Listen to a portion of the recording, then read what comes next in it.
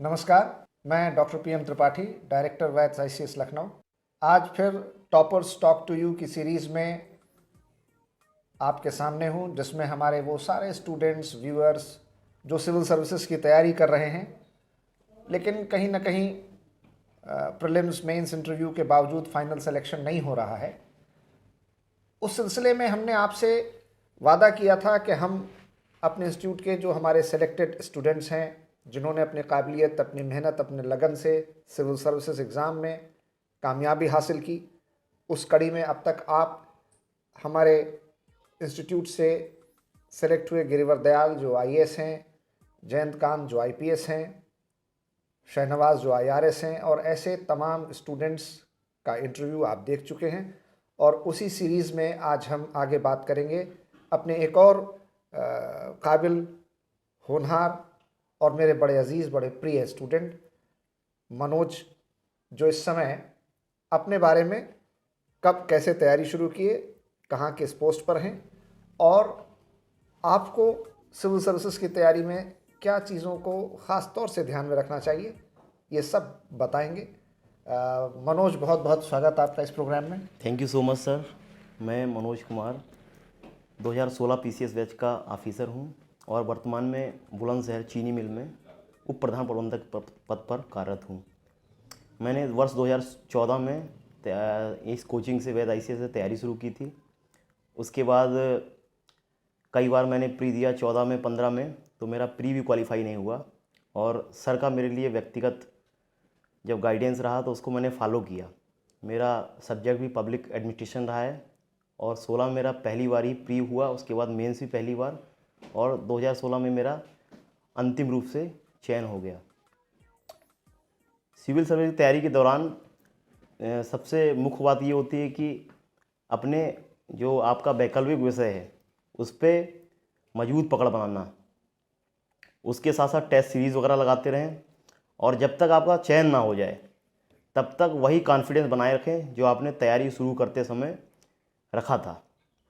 मनोज, एक सवाल है, आप पब्लिक एडमिनिस्ट्रेशन, लोक प्रशासन आपका वैकल्पिक विषय रहा है और आपने उस सब्जेक्ट से क्वालिफाई किया है, तो जो हमारे स्टूडेंट्स पब्लिक एडमिनिस्ट्रेशन सब्जेक्ट लेकर तैयारी कर रहे हैं, उनको आप कुछ खास बताना चाहेंगे? क्या क्या चीज़ों को ध्यान में रखना चाहिए? आंसर राइटिंग कैसे करनी चाहिए?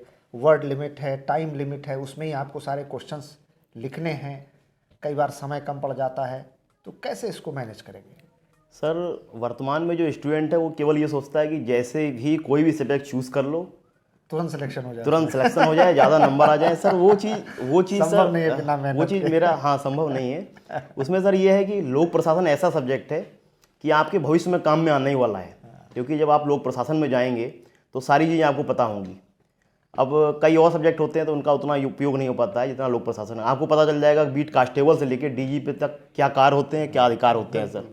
लेखपाल से लेके ऊपर सर मुख्य सचिव तक सर कैसे काम होता है, कहाँ किस ऑफिस में किस तरह से काम होता है। तो मुझे पता था कि मुझे भले ही नंबर कम मिल जाए, मेरा और सब्जेक्ट में पढ़ा हूँ सर, लेकिन मुझे पता था कि नंबर कम मिल जाए लेकिन भविष्य मेरे काम आने ही वाला है। बिल्कुल ठीक बात। तो इसलिए मैंने लोक प्रशासन चयन किया था सर। बिल्कुल सही कह। इसमें इंटरेस्ट भी सर आता है, क्योंकि बाद में जो हम पढ़े हैं सर तो उसमें ये होता है कि हम जब प्रशासन सेवा जाते हैं और एटीट्यूड भी हमारा वैसा ही हो जाता है सर, एक प्रोफेशनल एटीट्यूड हो जाता है सर। तो प्रैक्टिकल जब मैं पढ़ता था कि देखता था कि यहाँ पे इस तरह से काम होता है, इस कार्यालय में इस तरह से काम होता है, तो आप करते हैं तो बहुत ईजी वे में हो जाता है सर, क्योंकि पढ़ चुके हैं तो उसके बाद प्रैक्टिकल करने में बहुत ईजी हो जाता है सर। ठीक कह रहे हैं।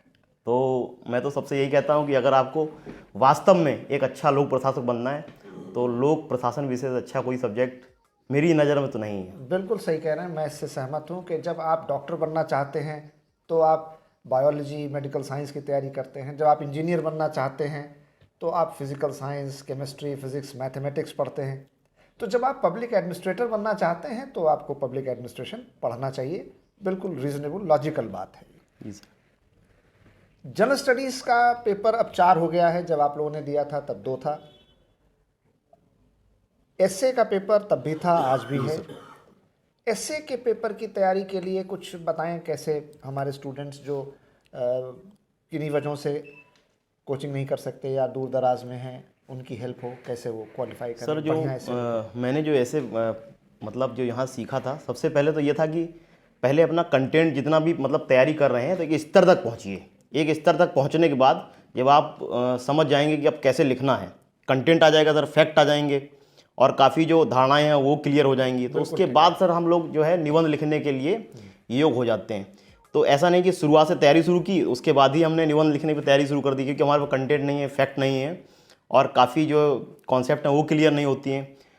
तो शुरुआत में नहीं, कुछ दिन तैयारी करने के बाद जब शुरू की 6 महीना बाद से, उसके बाद निबंध पे लगी। एक खाका खींच लीजिए, एक आदर्श कैसे निबंध लिखा जाएगा, तो आपने सर बताया था कि इस तरह से जो है करिए, उसको माइंड मेकअप रख के बस उसी पे एक सीमित शब्दों में। एक और आखिरी सवाल आपसे कि तैयारी के दौरान कुछ ऐसा, कुछ खट्टा मीठा अनुभव, कुछ ऐसी याद जो यहाँ पर रही हो जो आप बताना चाहें? सर मैं इस कोचिंग से इतना भावनात्मक रूप से जुड़ गया हूँ, जब भी मैं लखनऊ में आता हूँ तो बिना यहाँ आए मैं रह नहीं पाता। आज भी मुझे मुख्यालय जाना था, लेकिन सर मैं इधर से निकला तो मुझे लगा कि यहाँ से मेरा लगाव क्या है बात है। और मुझे यहाँ मतलब बिना रुके चैन नहीं पड़ता है। तो सर इसमें जो है काफ़ी कोचिंग में अच्छे खट्टे मीठे अनुभव, जब प्री नहीं होता था तो हम लोग काफ़ी परेशान हो जाते थे, फिर आपसे आके मिलते थे कि सर कुछ गाइड करिए, तो आप कहते थे कि नेक्स्ट टाइम ट्राई करिए, ज़रूर होगा।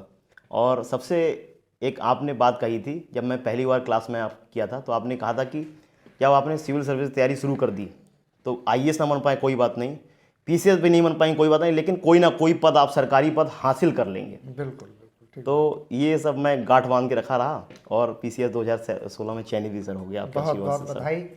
ईश्वर से प्रार्थना है कि आप भविष्य में और भी उपलब्धियां हासिल करें, देश और समाज की सेवा में अपना योगदान करते रहें। हम सब की ओर से बहुत बहुत शुभकामनाएं। Thank you so much sir. नमस्कार।